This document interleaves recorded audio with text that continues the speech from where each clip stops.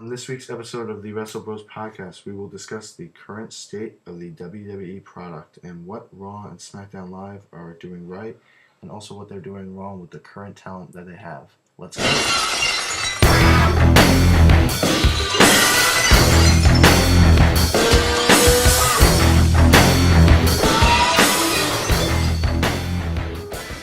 What's up, WWE Universe, and welcome to the second episode of the Wrestlebros podcast. I am Joey along with my brother. I'm Tommy.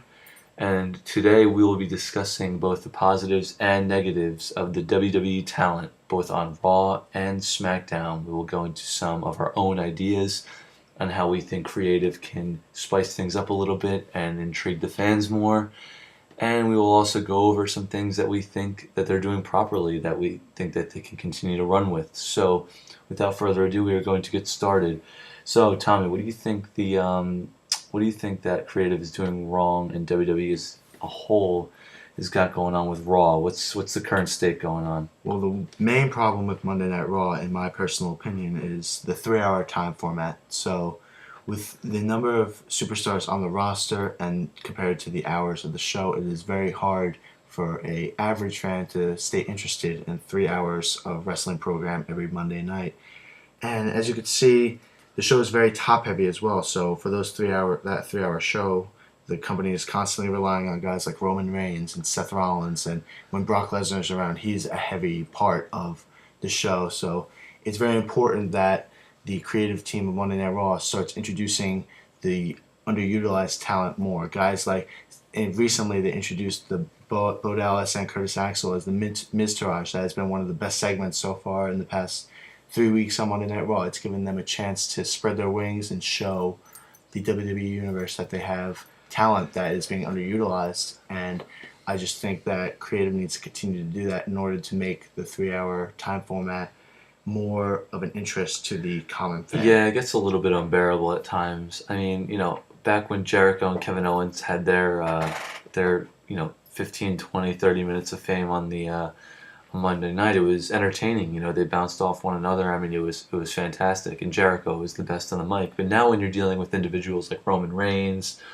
and just the constant matches that are happening, Bray Wyatt versus Seth Rollins, Finn Balor, Roman Reigns. I mean, they're throwing these constant superstars at each other, which these lust matches that could be pay-per-view showdowns are now just Monday Night Raw repeats. It's getting a little old, so no, I definitely agree with you. I think that 3-hour format could utilize stars more, like what they're doing with Miz and the Miz Taraj. Dean Ambrose doesn't need to come out every 5 minutes and do the same ramble, but what else you got going on here? Well, one way they could make the 3-hour time format more interesting is by further enhancing the cruiserweight division. Ever since its reinstallation into the Monday Night Raw broadcast, the cruiserweight division has kind of been a flop, other than Neville, who has been doing the best work of his career.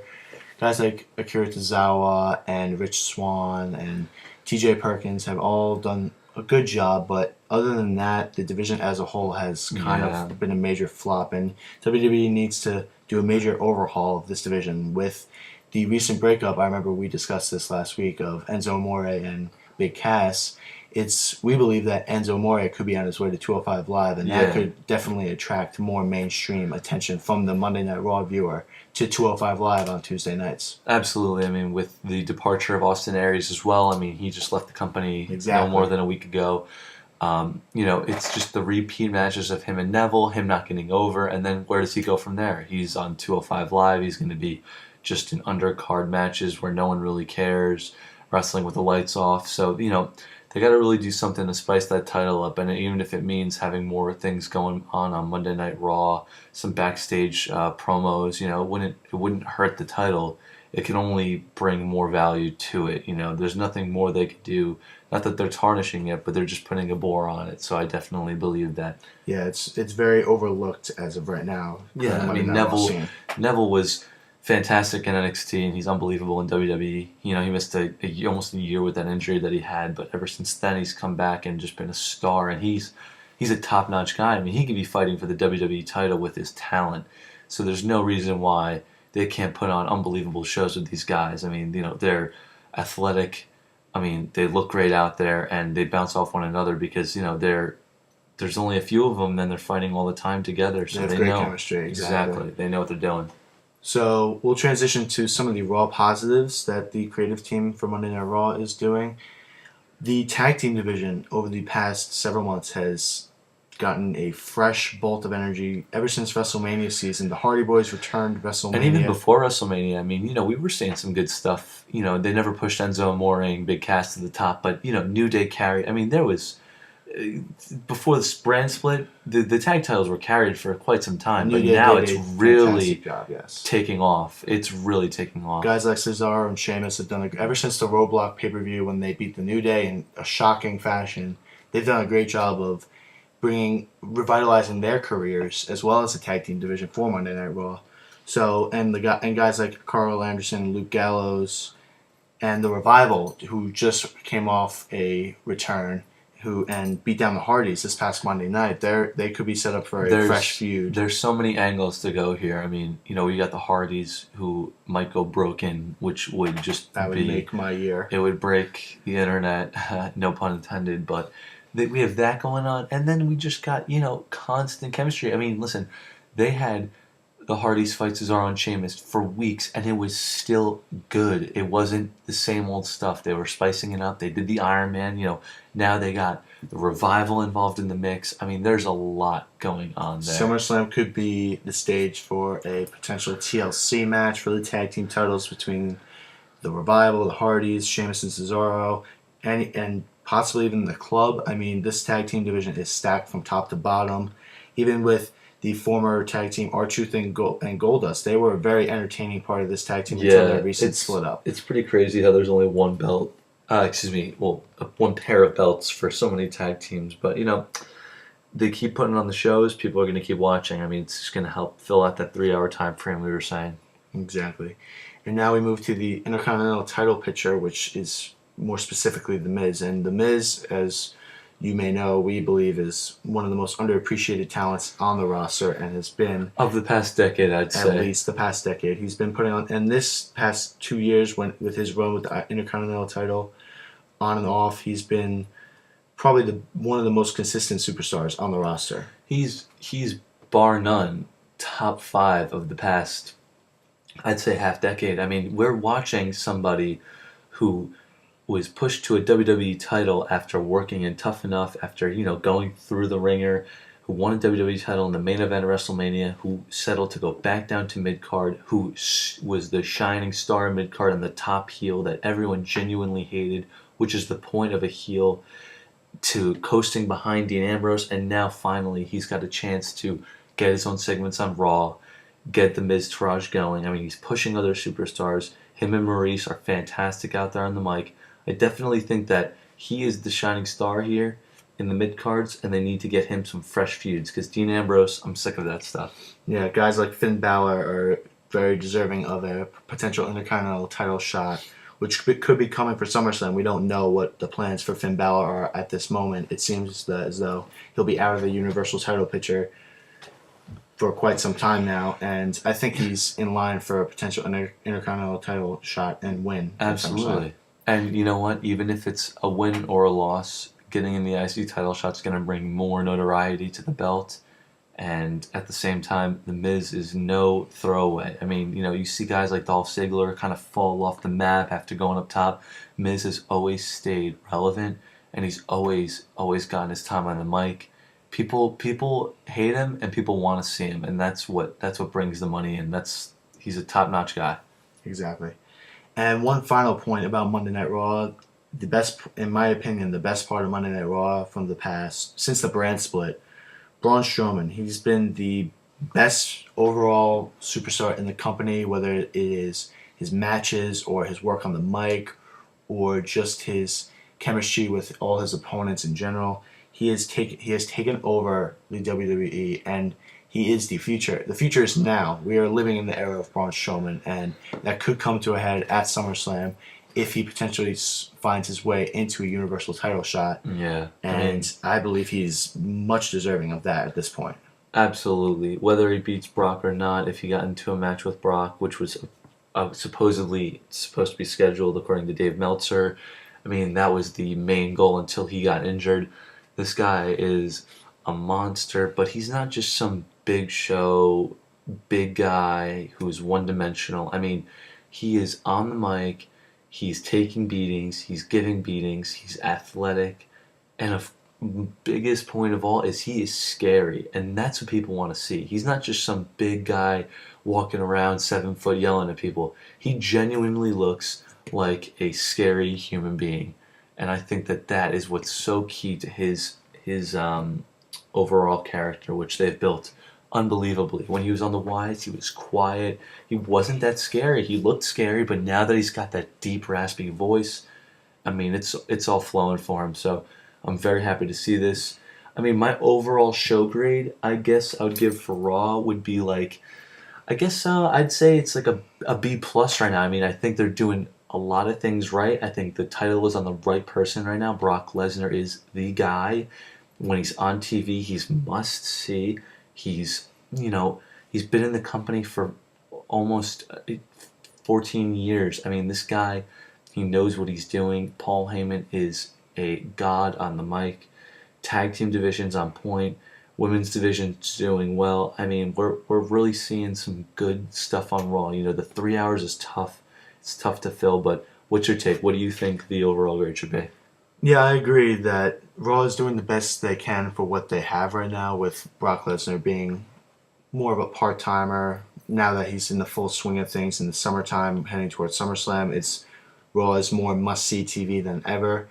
But I'm going to go a little lower. I'm going to give the show a B- overall, because some of the shows, the ones that feature Brock Lesnar and Samoa Joe and Finn Balor, are can't miss, and others that don't feature those high superstars are, you They're lackluster. you can't wait to miss them sometimes, because some of them just drag on and are not an entertaining value for the viewer. And there's a lot of room for improvement as well. You need to look at people who need to develop, the creative team needs to develop the superstars on Raw. Guys like even Finn Balor may be in need of a major overhaul. For his character has become a fan favorite, but he's kind of in a stagnant state right now. Guys like Seth Rollins even are, and Bray Wyatt. I mean, we're looking at these guys who have all been champions of this company within the past year. Within 1 year, these guys have all been champions of the company. They're all in limbo right now. And they all have nothing to do. They all do not. I mean, could you imagine a Seth Rollins-Finn Balor fight? That would be unbelievable. I mean, there is so much the company can be doing. I agree with you, but I'm going to stick with my B+. I mean, I think that what they've got going is good. Maybe a few tweaks here and there, but let's shift over to the supposed B-rated show. According to people, thinks that Raw is the A show, SmackDown is the B show. So, what's your take on SmackDown Live? What's going on there? What can we see for improvement here? Well, the tag team division, until very recently when the New Day returned, was very lackluster. Yes, the Usos have had a revitalization of their career with their heel turn, and they've done a great job with the titles as of late. But when they had feuds with Fandango and Tyler Breeze and American Alpha, the tag team division kind of lacked the intensity that we're used to seeing on Monday Night Raw. And ever since the New Day has returned, it's brought life back into the division, and the New Day is definitely in line to win the tag team titles in the very near future.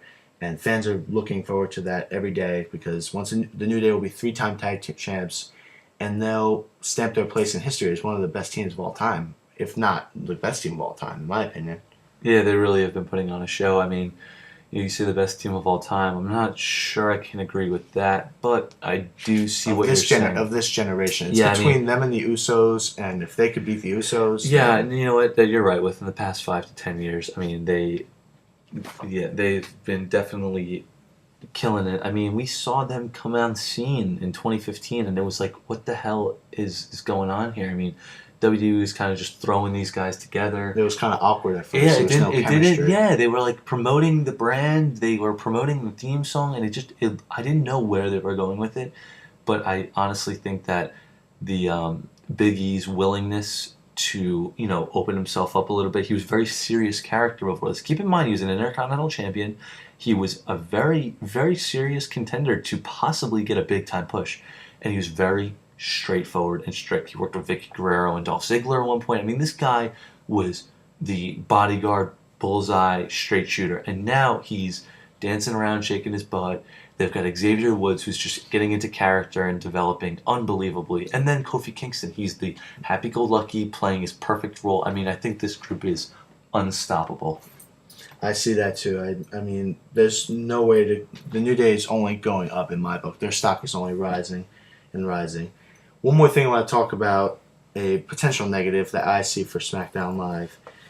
It's not a negative, but the 2-hour format it's definitely an improvement from Monday Night Raw. But with the amount of talent that SmackDown Live has, like Ty Dillinger, Sami Zayn, these superstars aren't getting enough exposure to the SmackDown Live fans. Yeah, so we think that the 2-hour format is good for the shows, but we think they need to utilize it better. Exactly. Because anytime more than 2 hours, that's an eighth of a human being's day. You work 9 to 5. That's 8 hours right there. A 3-hour show, that's 12 hours of your day consumed with work and wrestling. That's a lot of time. You know, the 2-hour format's nice, and if you can record it and breeze through it quickly, I mean, there's a lot of positives. So we think that the 2-hour format that SmackDown has is fantastic. We, however, believe that they could be utilizing this a little bit better. What would you say? They're on like a 6.5 out of 10 right now. What they're doing, they could be definitely pushing. They definitely could be pushing guys like Sami Zayn is involved in a feud with Maria and Mike Kanellis right now. He's not being utilized properly. He should be in the United States. He was in the finals for the Independence Day Battle Royal, but that was just a way to make him seem legitimate, even though AJ Styles was clearly going to win that from the beginning. Ty Dillinger he did have a match with Jinder Mahal, but he got squashed in that match. So he can get involved in a feud with potentially Sami Zayn. I mean, they could turn him heel. Yeah, he's got the perfect 10 thing going. That's great for the fans. But there's a lot of things that the creative team can change. A bunch of things that could definitely help. That could pop up. Exactly. Quick feuds, matches, a lot of good filler time. Another thing we were discussing earlier was the fact that the announcers. It's just not as, I don't know. I mean, it'll never be what it was in the Attitude Era with Jim Ross, Jerry the King Lawler, Cole. I mean, but SmackDown, they just got rid of Morrow, and now it's JBL who's What's your take on this? I mean, ever since the bullying scandal with Mauro Ranallo, the fans have just turned on him.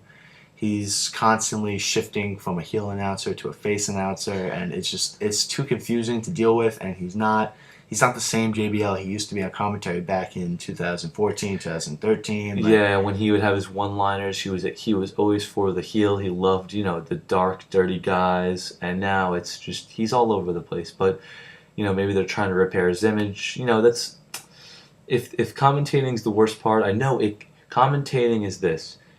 If a show is a 10 out of 10, it's an awesome show, and the commentating can only make it better. But the thing is, commentating can't make or break shows. You got to appreciate the wrestling for what it is, and the commentating is just a bonus on top. This is more of a sidebar that we feel is one of the negatives. One of the very few negatives about SmackDown Live. Yeah, we're definitely, on the train for the Shane McMahon, Daniel Bryan. Yes, exactly. We're in their car.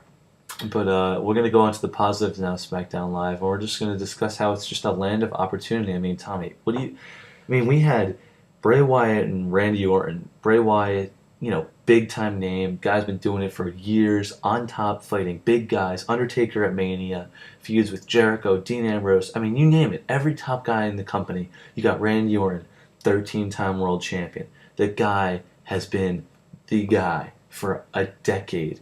And now, out of nowhere, we see 33% of the three-man band take the WWE, the most prestigious title back. Stone Cold, The Rock, Bruno Sammartino, Hulk Hogan, Andre the Giant, John Cena, Ric Flair. Jinder Mahal is now the WWE champion. And I'm loving every second of it. I mean, the land of opportunity. I'm talking about the smallest island in the Pacific that you can't even locate on a map, because Jinder Mahal hit the lottery with this one, but I cannot agree more that he has been doing phenomenal. And you know what? It is a testament to Shane McMahon's character, Vince McMahon, and the willingness of WWE to go a different route. Because something like Raw, they would never push something like this. But SmackDown, I am really appreciating that. It's also big on Randy Orton's part because Randy Orton is, like you said, a 13-time champion, 13 years in the business.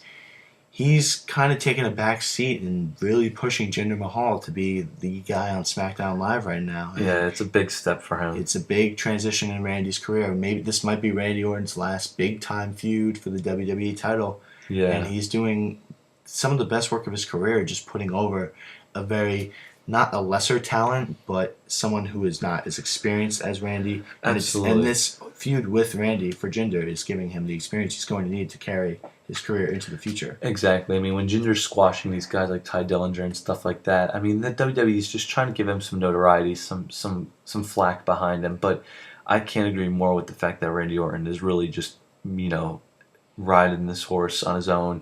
He's really carrying Jinder. Jinder's doing a phenomenal job on performing and hitting everything he's got to hit. On the mic, he's fantastic. I mean, the Singh brothers, they're doing a great job too. But yeah, I think we can't commend Randy Orton more for just taking a step back. I mean, I don't think this is the last run of his career. As you said, I think he definitely has more in him. He's still young, mid-30s. But I definitely do think that this is the last time he'll be in a title shot race. If he loses, I mean, I don't know what's going to happen at Battleground. He could win over this Punjabi prison match. But for right now, the biggest positive is that everyone on SmackDown is a cohesive unit, that there's, some sort of structure up in the WWE title, and it's really something that's new and fresh. Yeah, and piggybacking off the Land of Opportunity slogan for SmackDown Live, the U.S. title picture has once again become the land of opportunity for any superstar. AJ Styles this past week issued a U.S. Open challenge. But before even that, he won the U.S. title on a live show, not even on television. Exactly, winning the Independence Day Battle Royal on last week's episode of SmackDown Live, and then the following Friday night at the world's most famous arena, AJ Styles captured the United States title from Kevin Owens. It just goes to show that Shane McMahon and Daniel Bryan mean it when they say that superstars will get their opportunity, and if they do good work and win over the crowd and do their jobs, they're going to get a chance to hold a major title in this company. AJ Styles has proven that. We also have to plug in the fact that this isn't like the IC title where Dean Ambrose feuded with Baron Corbin on was it the pre-show at WrestleMania? This is some serious stuff. Cena, Kevin Owens, Chris Jericho, AJ Styles. These are top names in the company. AJ Styles is one of the most recognized wrestlers in the history of professional wrestling. Not just WWE, professional wrestling. Kevin Owens, same goes for him in the past half decade. Chris Jericho, the GOAT, as he calls himself. And John Cena, 16-time world champion. These guys have held this title within a year. You see what the difference is between the IC title, which we think Miz is doing a great job with, but do you see the difference between Raw's mid-card title, which it's actually a top mid-card. We're thinking it's an important title. Very important. And SmackDown's, the U.S. title it's the go-to now. Jinder has his own feud, but I'm more interested in watching the U.S. title. No offense to Jinder, but exactly. It's fantastic to watch this. More mainstream attention is going to go toward the United States title because of guys like AJ Styles and Kevin Owens, who are faces of the company. Jinder Mahal is a fresh face, but he doesn't have the notoriety, as you said, to be a household name for those who are mainstream fans. And when we watch Miz and Dean give the title back and forth, it's annoying. We watch Jericho win the title at Payback and then get his ass kicked by Kevin Owens the next night. But guess what? The title is still a top-tier title. It's not a same old boring title. Kevin Owens defended it weekly. He didn't cut too many old promos where it was just someone coming out and fighting him and then nothing coming of it until a pay-per-view. This is some real stuff, and I really like it. Exactly, and with the U.S. title picture in the Independence Day Battle Royal, guys like Ty Dillinger, who's an NXT call-up, which is one of the main positives of SmackDown Live. Guys like Shinsuke Nakamura, Baron Corbin, Ty Dillinger are all former NXT superstars, and they're proving that SmackDown Live, once again, the land of opportunity, provides rookies in this company major opportunities. Baron Corbin is Mr. Money in the Bank. He's Yeah, potentially we a future world completely forgot to champion. even mention that. I mean, mean, this guy blew up, went under the Giant Battle Royal. He's been in good feuds. You know what? He's got a lot of work to do, but a lot of work. I think he can be something big. His skills on the mic are good. I mean, listen, he's doesn't often cut promos in the center of the ring, but I think if he ever does in the near future, He's more of a watch what I do instead of listen what I do kind of guy. He wants to show you that he can kick your ass and not tell you that. Exactly, but I definitely think that SmackDown is utilizing their mid card very well. I like the feuds they got going on, and it's very enjoyable. And one final point about SmackDown Live that is more of a positive for SmackDown than Monday Night Raw. The women's division. We mentioned the women's division about Monday Night Raw. They're doing a good job, but SmackDown Live has almost reinvented the way that we watch women's wrestling. I mean, the Money in the Bank ladder match, the first Mrs. Money in the Bank, Carmella. I mean, women like Charlotte, Naomi, once again, Carmella, Natalia are carrying this division and doing a phenomenal job. Yeah, they're booking it well. They also had the advantage of the Money in the Bank, which is true. And, we didn't even mention this before, but Raw, it's like, whoever gets the pinfall has the bigger opportunity in a tag team match. I mean, yes, that's an old school way of booking, but at the same time, it's getting the same old dance, They have good talent over at Raw. They've done a great job in the past, and I think that they got to just pick it up a little bit. SmackDown's doing a good job of incorporating Lana in some things. I know she gets squashed, but at the same time, it's getting names out there. It's the land of opportunity. Yeah, exactly. It's not about, who's winning every single match. It's just who looks good out there. If you lose a match, but you were good on the mic and you had a good match, guess what? You're going to get another shot next week, and you're going to get another shot the week after, and the week after, and the week after. And that's what we love about SmackDown, because you just keep pushing and they'll keep giving. Exactly. It's more of a consistent show than Monday Night Raw. Every week I feel myself wanting to tune in Tuesday nights instead of Monday nights to SmackDown Live, because I just feel that I'm going to get a better quality program every Exactly. week. And I feel like SmackDown doesn't have to advertise as much. Raw always advertises one big thing: Brock Lesnar returning, Seth Rollins versus Bray Wyatt again, Kurt Angle's announcement next week. There's always a lot going on Raw, but SmackDown, they'll just shoot a little, little promo on TV. Nothing crazy though. There's, you never see, I get they had the women's Money in the Bank ladder match and things like that, but over the weeks and weeks, there's nothing like they do on Raw, where there's a weekly, big-time, special event. And if it is, it's just a normal singles match, and then the rest of the show is fantastic. So I think they're doing a great job. Yeah. And once again, SmackDown Live is very unpredictable as well. We don't, once again, Jinder Mahal winning the WWE Championship, no one saw that coming until the ref's hand hit the count of 3 and Jinder's hand was raised to win the title. So I think that the feeling of unpredictability definitely brings an element of a fan wanting to watch SmackDown Live as opposed to Monday Night Raw on a weekly basis. I agree, and I think my overall rating for Raw, I gave it a B+. I'm going to give SmackDown A-. I honestly think that SmackDown is just lacking those big time names. I mean, think about it. They got Randy, they've got some big names up there: AJ Styles, John Cena, Kevin Owens. They had Jericho before he departed. I mean, there's some notoriety there, but Raw has got that backing. The mainstream names. Like and if Triple H comes back, he's going to be on Raw. There's a lot of stuff going on there. So I think that the booking